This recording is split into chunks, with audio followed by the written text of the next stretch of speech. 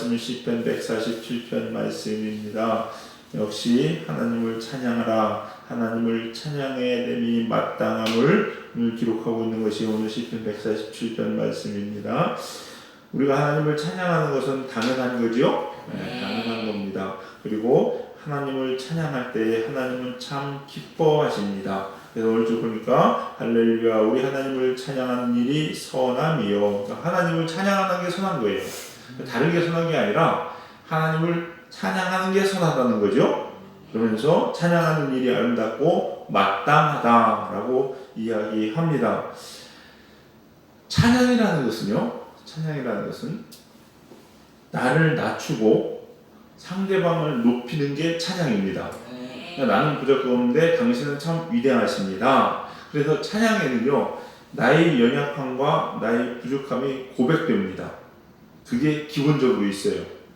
근데 문제는 뭐냐면요, 우리가 나는 낮추고 하나님을 높여야 되는데 나도 같이 높아져야 좋은 거예요. 이게 문제인 거죠.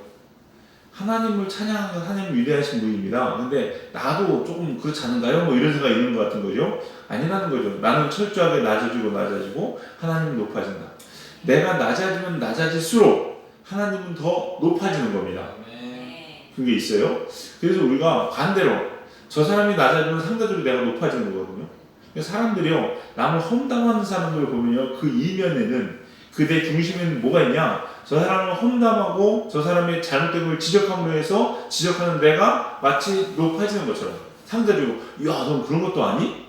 야, 넌 대단하다. 이런 좀 자기가 높아지려는 반대 극부의 심정들이 있다는 거죠. 그러나 하나님은 그렇게 찬양하면 안 된다는 겁니다. 사람들은요, 교만해서 자기의 능력을, 자기의 자랑으로 능력을 이렇게 드러내는 걸 좋아해요. 그러면서 우리가 여러분 꼭 아셔야 할 게 뭐냐면요,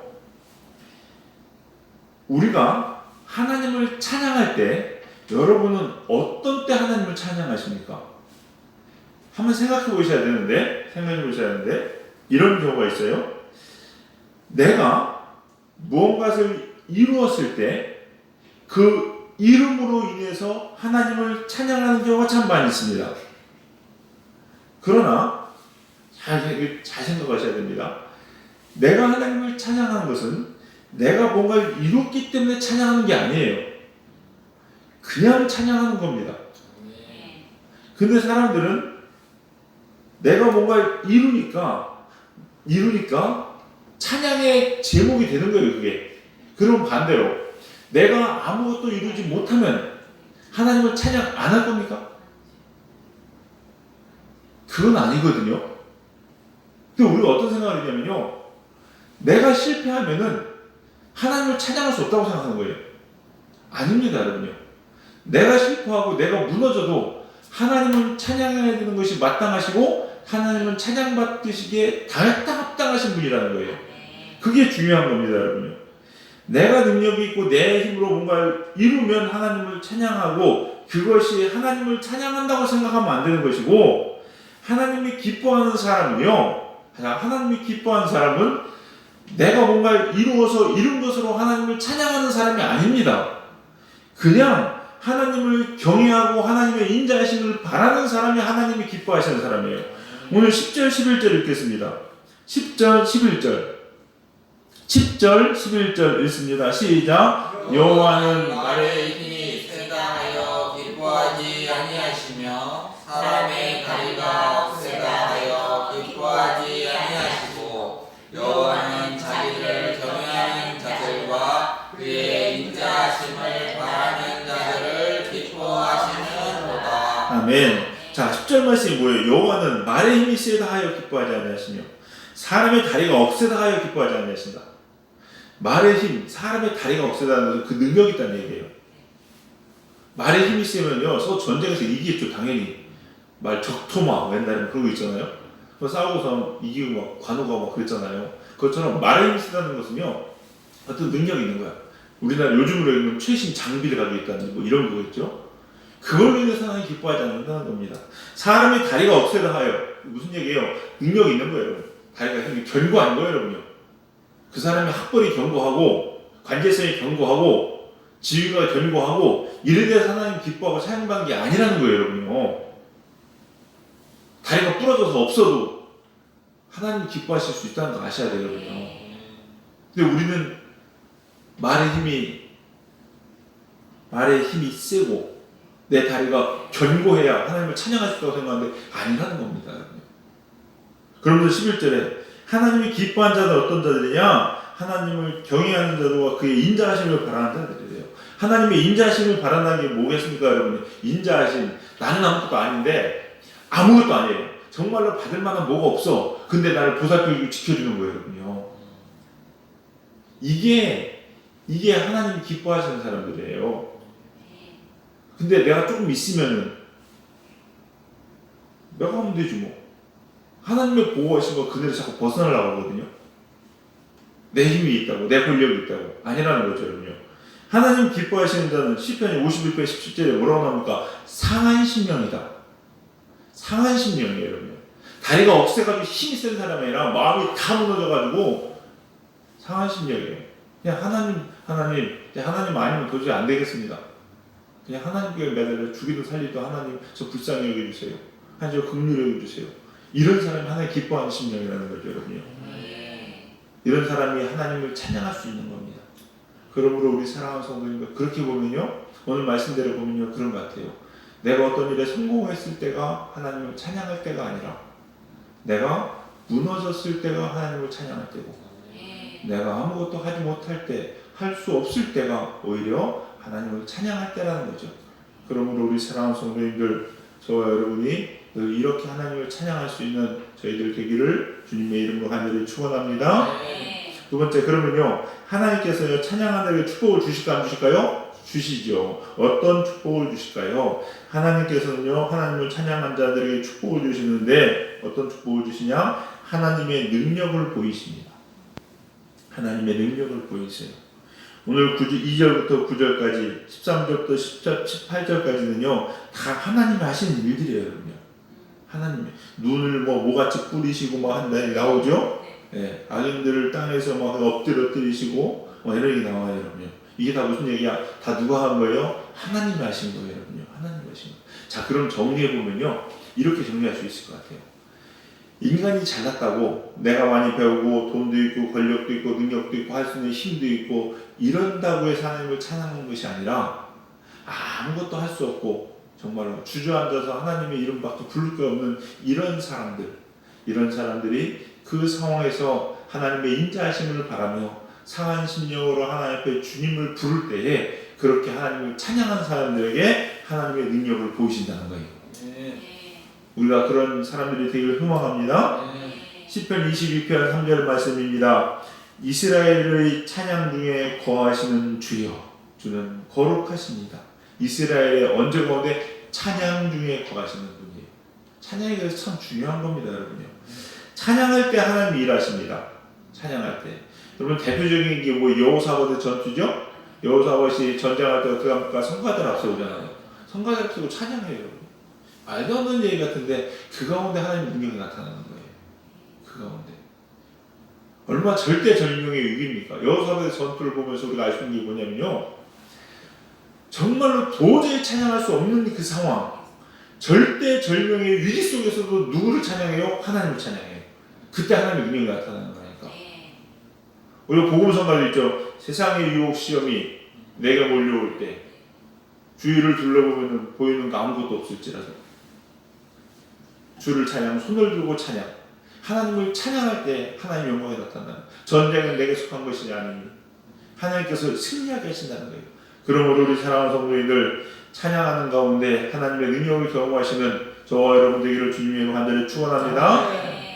두 번째, 이 찬양하는 데에 축복을 주시는, 어떤 축복을 주시느냐? 하나님께서는 말씀의 축복을 주십니다. 찬양하는 사람들에게 뭘 주시냐? 하나님의 말씀을 주십니다. 자, 우리 19절 20절 읽어보겠습니다. 19절 20절 읽겠습니다. 19절 20절 시작. 그가 그의 말씀을 야곱에게 보이시며 그의 율례와 규례를 이스라엘에게 보이시는도다. 그는 어느 민족에게도 이와 같이 행하지 아니하셨나니 그들은 그의 법도를 알지 못하였도다. 할렐루야. 자, 이스라엘에게 뭘 보이셨냐? 말씀을 보이셨대요. 그의 율례와 규례를 이스라엘에게 보이셨다는 겁니다. 하나님께서는요, 하나님을 찬양하는 자들에게 말씀을 주십니다. 이 말씀을 주셨다는 의미가 뭐겠습니까? 말씀을 주셨다는 얘기는요, 영생을 주셨다는 거예요. 말씀이 있으면 생명이 있습니다. 요한복음 1장에 말씀이 육신이 되어 우리 가운데 오셨다고 얘기하죠? 그래요. 왜냐하면 말씀이 있다는 것은 예수님의 말씀, 그 말씀이 생명이요, 즉 말씀을 받는 자들에게 하나님의 빛으로 인도하심과 구원의 역사가 일어나는 줄 믿으시기 바랍니다. 제일 무서운 게 뭐냐면요, 제일 무서운 게 뭐냐면 침묵이에요. 진짜 무서운 게 침묵이에요. 하나님이요, 더 이상 내게 말씀하지 않으시는 게 침묵이에요. 그게 제일 무서운 거예요. 오히려 화나면은요, 나랑 관계가 있는 사람이고 화가 나잖아요. 소리를 지르고 싸우기라도 합니다. 네. 그거는 아직 그와 내가 연관이 있다는 얘기예요. 끈이 있다는 얘기입니다. 그런데 진짜 끊어지면요, 관계 없습니다. 뭘 하든지 간에 내가 알 바 아니에요, 여러분요. 그건 침묵이에요, 여러분요. 이게 진짜 무서운 거예요. 하나님은요, 하나님의 백성들에게 하나님께서 계속 말씀을 하시는 거예요. 여러분, 사랑하는 자녀가 잘못하면 잔소리하지. 옆집에 우리 집 애가 똥 싸고 오줌 싸면 이놈 자식 막 혼내면서 똥 싸고 오줌 싼다고 뭐라고 하면서, 그러면서도 이불 빨아주고 옷 빨아주고 지저귀 갈아주고 옷 갈아입혀주고 그러죠, 여러분요. 그게 사랑하기 때문에 그래요. 근데 옆집 애가 똥 쌌어. 그러면 아이고 너 왜 그랬냐, 그냥 신경 안 써요. 여러분, 똥 싸건 봐요. 혼내지도 않습니다. 여러분, 그게 좋은 거예요? 아니죠. 대신 혼내지 않는 대신에 기저귀도 안 갈아주고 옷도 안 갈아입혀주고, 관계 없는 거예요. 관계 없는 거예요. 침묵이 무서운 거라니까. 그래서 로마서 1장에도 나오잖아요. 하나님 진짜 화나시면 어떡한다고요? 침묵하신다고요. 하나님은요, 버린 자들에 대해서 침묵이에요. 침묵은 심판입니다. 침묵은 심판이에요. 침묵 다음에 올 건 뭐밖에 없는지 아십니까? 그때는 빵빵빵 이거밖에 없어요. 이거밖에. 이 빵빵빵 판결이 나기 전에 변호할 수 있는 거고, 판결이 나기 전에 왜 그랬어, 잘났어, 못했어 막 하면서 혼낼 수도 있는 거예요. 판결 나면은요, 끝나는 거예요. 그러므로 우리 사랑하는 성도님들, 하나님 말씀, 권고, 책망, 무슨 말을 쓰는지 하나님의 말씀을 늘 받을 수 있는 저와 여러분들이 간절히 소망합니다. 그런데 하나님을 찬양하는 자에게 말씀을 주시는데, 이 말씀을 주신다는 건 뭘 얘기하느냐? 곧 승리를 주신다는 겁니다. 하나님의 말씀을 받으면요, 그게 승리예요. 하나님의 말씀을 받으면요, 어떤 일이든지 여러분 삶 가운데 어떤 일이 일어나잖아요. 근데 그 일어나는 일들을 통해서 하나님이 뭘 원하십니다. 하나님이 이렇게 하기 원하십니다. 이런 말씀이 선포되잖아요. 그러면요, 그거는요, 우리에게 승리할 수 있는 비결을 가르쳐 주는 거예요. 그게 축복이라니까요, 여러분요. 그 말씀을 받으셔가지고 그 말씀 붙잡을 때에 승리하게 되는 줄 믿습니다. 성령의 전신갑주에서 있잖아요. 전신갑주에서 공격하는 무기는 하나밖에 없어요. 뭐? 말씀. 성령의 검, 곧 하나님의 말씀이니라. 성령의 검. 여러분 보세요. 방패가, 믿음의 방패거든요. 방패만 가지고 싸워 이길 수 있어요, 없어요? 없습니다. 잘해야 비기는 거예요. 잘해야 비기는 거예요. 공격하는 무기가 있어야 승리가 있어요. 여러분요. 그래서 사탄과 싸울 때도요, 하나님 말씀으로 이기는 겁니다. 예수님께서도 금식하실 때 말씀으로 이기셨죠? 말씀 받는 게 중요해요, 여러분요. 이 성경 말씀이든 제가 선포되는 말씀이든 무슨 말씀이든지 간에 그 말씀을 딱 받을 때에 승리가 우리한테 있다는 거예요, 여러분요. 이 말씀을 잘 받으셔야 돼요. 어려운 일이고 힘든 일이 있을 때마다 있잖아요. 제단에 선포되는 말씀, 내가 묵상하면서 받은 말씀, 주의 종의 입술을 통해서 받는 권면들, 이걸 하나님 말씀으로 받으시고 그거 붙잡고 그대로 싸우고 그대로 노력할 때에 우리한테 삶의 승리가 주어지는 거예요. 우리 사랑하는 성도님들, 이렇게 말씀으로 승리하는 저와 여러분 되시기 바랍니다. 오늘 시편 140편 말씀, 7편 말씀 정리합니다. 하나님을 찬양하는 것은 마땅합니다. 그러나 우리가 찬양할 때 여러분요, 내가 무엇을 이루었기 때문에 찬양하고 내가 실패했기 때문에 찬양하지 못하는 것이 아니라 어느 상황에 있든지 오히려 상한 심령일 때에 하나님의 인자하심을 구할 때에 찬양할 수 있는 저와 여러분 되시기 바랍니다. 그렇게 찬양하는 자들에게는 하나님의 능력을 보이시고 승리의 말씀 우리에게 주시다는 걸 꼭 기억하시므로 하나님을 찬양함으로 하나님 능력이 여러분 가운데 부어지고 하나님을 찬양함으로 하나님의 말씀이 여러분과 함께하는 승리하는 우리 사랑하는 성도님들, 복된 성도님들 되시기를 주님의 이름으로 간절히 축원합니다. 기도하시겠습니다. 사랑과 은혜가 풍성하신 주님 감사합니다. 오늘 또 이 새벽에 살아계신 하나님의 음성을 듣습니다. 하나님, 저희들 하나님을 찬양함이 우리의 환경이나 우리의 상황에 의해서 변하지 않게 하여 주시옵소서. 어느 때든지 하나님을 찬양하는 자 되게 하여 주시옵시고 어떤 상황에서든지 하나님의 인자하심을 하나님께서 일하심을 고백할 수 있는 우리 복된 성도들 다 될 수 있도록 축복하여 주시옵소서. 이렇게 찬양할 때 하나님의 능력을 보이시고 이렇게 찬양할 때 생명의 말씀을 우리 가운데 허락하여 주시옵시사 승리하는 하나님의 백성들 되게 하여 주시옵시고 하나님의 영광을 높여드릴 수 있는 더 많은 찬양을 올려드릴 수 있는 복된 성도님들 우리 사람들을 믿게 될 수 있도록 인도하여 주시옵소서. 오늘도 이 새벽에 우리 함께 하심에 감사드리며 모든 말씀 예수님의 이름으로 기도드렸사옵나이다. 아멘.